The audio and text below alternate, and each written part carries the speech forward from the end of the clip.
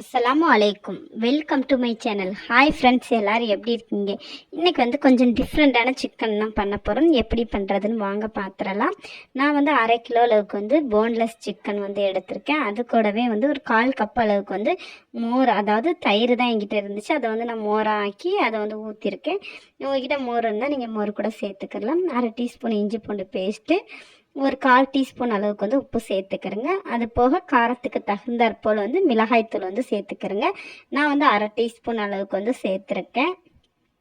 நீங்கள் வந்து உங்கள் அளவு வந்து எந்த அளவுக்கோ அந்தளவு சேர்த்துக்கிறேங்க. மல்லித்தூள் வந்து ஒரு 1/4 டீஸ்பூன் சேர்த்துக்கிறேங்க.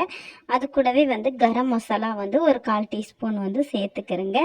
இப்போ வந்து இதுக்கு வந்து தேவையான மசாலாக்கள் அவ்வளோதான். இதுக்கு வந்து நம்ம வந்து 1/2 லெமன் வந்து பிழிஞ்சு விட்டுக்கிறலாம். இப்போ வந்து கொஞ்சமாக வந்து மஞ்சள் தூள் வந்து ஒரு கலருக்காக வந்து சேர்த்துருக்கேன்.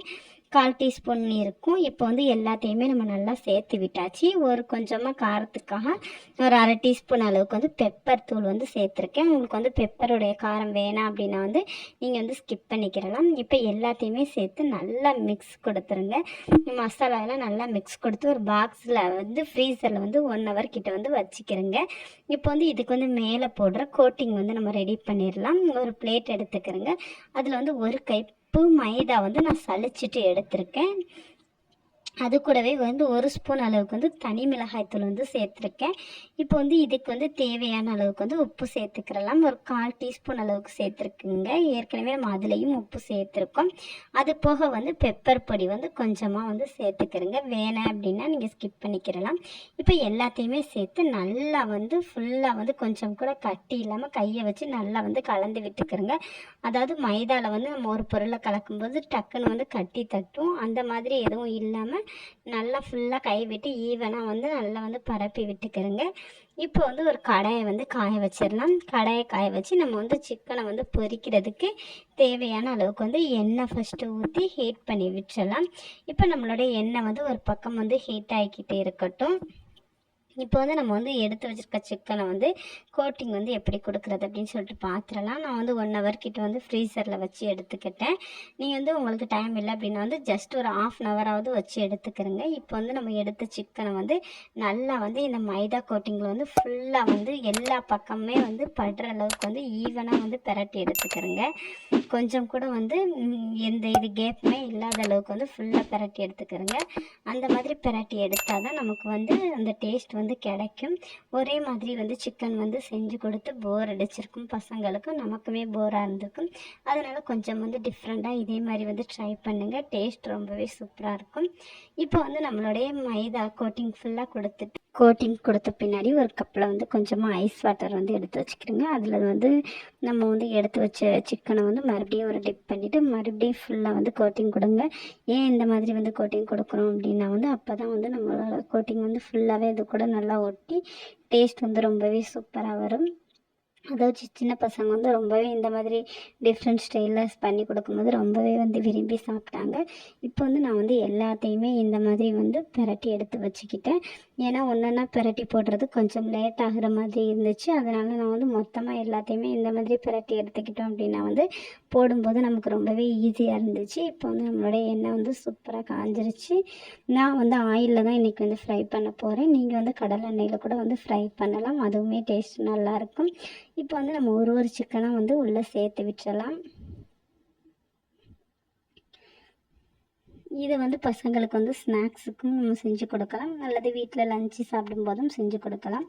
டேஸ்ட் வந்து ரொம்பவே சூப்பராக இருந்துச்சு. என் பசங்கள் எல்லாருமே ரொம்ப விரும்பி சாப்பிட்டாங்க.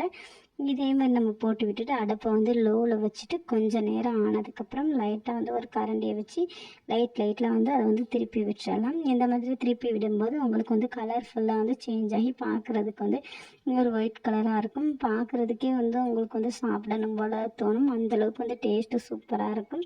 அது போக வந்து வெளியில் கிறிஸ்பி உள்ள ஒரு ஜூஸினஸோடு இருந்துச்சு. இப்போ நான் வந்து எல்லா பீஸையும் ஒன்றா பிரட்டி எடுத்துக்கிறேன். இந்த மாதிரி பிரட்டி எடுத்ததுக்கப்புறம் நம்ம வந்து இதை வந்து இன்னும் கொஞ்சம் நேரம் வந்து அப்படியே வந்து வேக வச்சுக்கலாம். நம்ம வந்து ரொம்ப ஹையில் வச்சு வேக வச்சோம் அப்படின்னா வந்து மைதா கோட்டிங் வந்து கொடுத்துருக்கனால சீக்கிரம் வந்து கருகிடும். அதனால் வந்து லோ ஃப்ளேம்லேயே வச்சு வந்து வேக வச்சு எடுத்துக்கிறோங்க.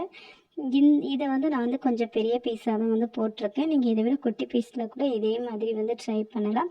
அல்லது இதை விட பெரிய பீஸு லெக் பீஸில் கூட நீங்கள் இந்த மெத்தடில் வந்து மசாலா தடவி ஃப்ரை பண்ணி எடுத்துக்கிறலாம். அதுவுமே டேஸ்ட் வந்து ரொம்பவே சூப்பராக இருக்கும். இப்போ நம்மளோட சிக்கன் வந்து ஆல்மோஸ்ட் வந்து சூப்பராக ரெடி ஆயிடுச்சு. இதை வந்து ஒரு பிளேட்டில் வந்து நம்ம ட்ரான்ஸ்ஃபர் பண்ணிக்கிறலாம். இப்போ ட்ரான்ஸ்ஃபர் பண்ணிவிட்டு இதே மாதிரி நம்ம இன்னொரு பேஜையுமே பொறுமையாக வந்து போட்டு பொரிச்சு எடுத்துக்கிறலாம். இதை வந்து கெச்சப் அல்லது மயோனஸோட வந்து சர்வ் பண்ணும்போது டேஸ்ட் வந்து இன்னுமே சூப்பராக இருந்துச்சு.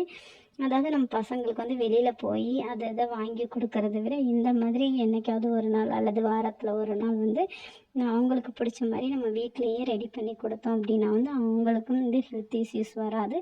அது போக வந்து நமக்குமே நம்ம பசங்க வந்து ரொம்ப விரும்பி சாப்பிட்டாங்க அப்படின்னு சொல்லிட்டு ஒரு மன நிறைவு இருக்கும்.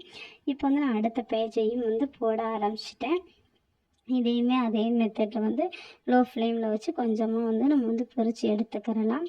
இந்த மாதிரி வந்து செஞ்சு நம்ம வந்து பசங்களுக்கு வந்து ஸ்கூலுக்காகவும் கொடுத்து விடலாம். அதுக்குமே நல்லாயிருக்கும். ரொம்ப நேரம் ஆனாலுமே அந்த டேஸ்ட் வந்து மாறாமையே இருந்துச்சு. அதாவது நான் வந்து மதியம் செஞ்சது நைட்டு வந்து கொஞ்சமாக மிச்சமாக இருந்துச்சு. அப்போயுமே பசங்க வந்து அதையுமே வந்து மதியம் செஞ்சது போலவே இருந்துச்சு அப்படின்னு சொல்லிட்டு வந்து விரும்பி சாப்பிட்டாங்க.